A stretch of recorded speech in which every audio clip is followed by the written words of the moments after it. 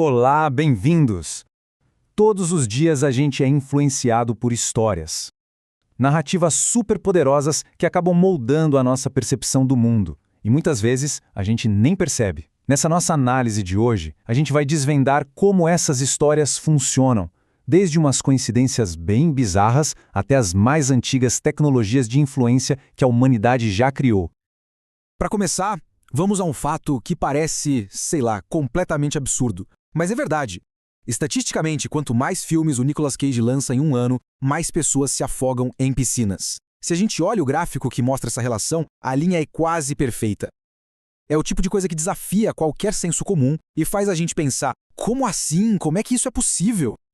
E aí que surge a grande questão, né? Qual é a conexão? O que, no fim das contas, um ator de Hollywood tem a ver com acidentes tão trágicos em piscinas? A resposta para esse mistério, ela revela muita coisa sobre como a nossa mente funciona. E olha, o caso do Nicolas Cage não é o único. Acredite se quiser, mas a taxa de divórcio no estado do Maine, nos Estados Unidos, tem uma correlação de mais de 99% com o consumo de margarina. E os gastos do governo americano com ciência? Quase 100% de correlação com suicídios por enforcamento. Isso tem nome: correlações espúrias. Elas são tipo os mitos modernos que os dados criam. Nosso cérebro vê um padrão e na hora já cria uma história super convincente, mas completamente falsa, para explicar o que na verdade é só puro acaso. Então, por que a gente cai nessas armadilhas?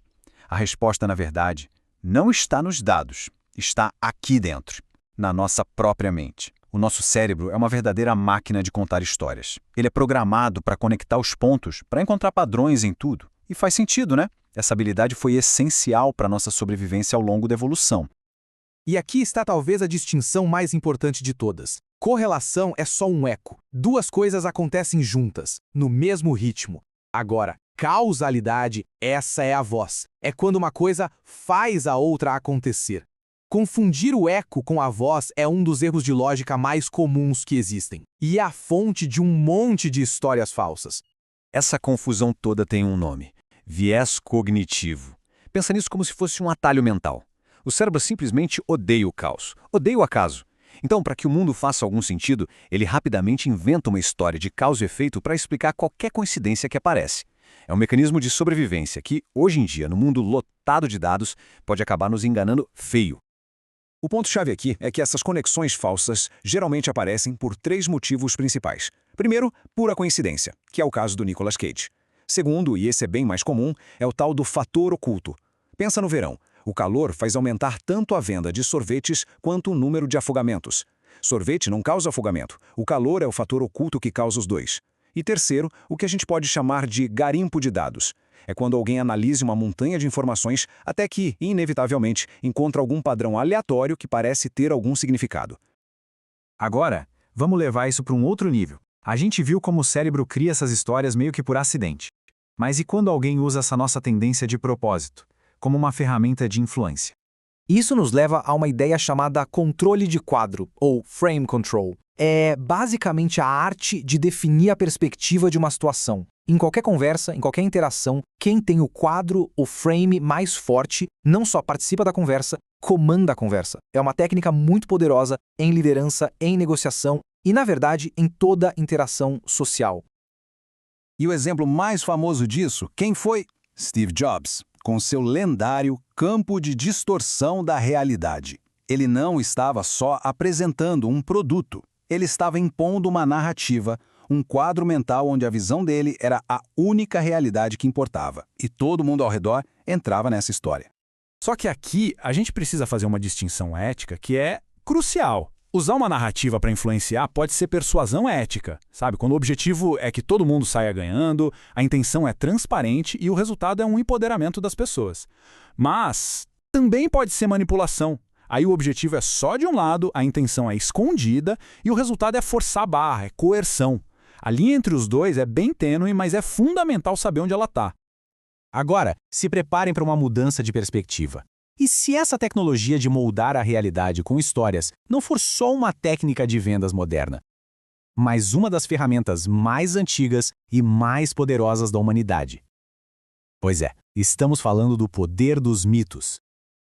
A evolução dessa ideia é fascinante. Lá na antiguidade existia Hipnos, o deus grego do sono, que era uma personificação mítica de um estado de consciência alterado.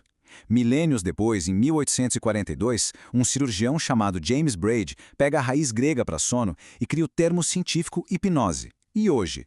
Hoje a gente usa a terapia narrativa, que ajuda as pessoas a reescreverem as próprias histórias de vida para se curarem. É a mesmíssima ideia evoluindo, usar narrativas para influenciar a mente.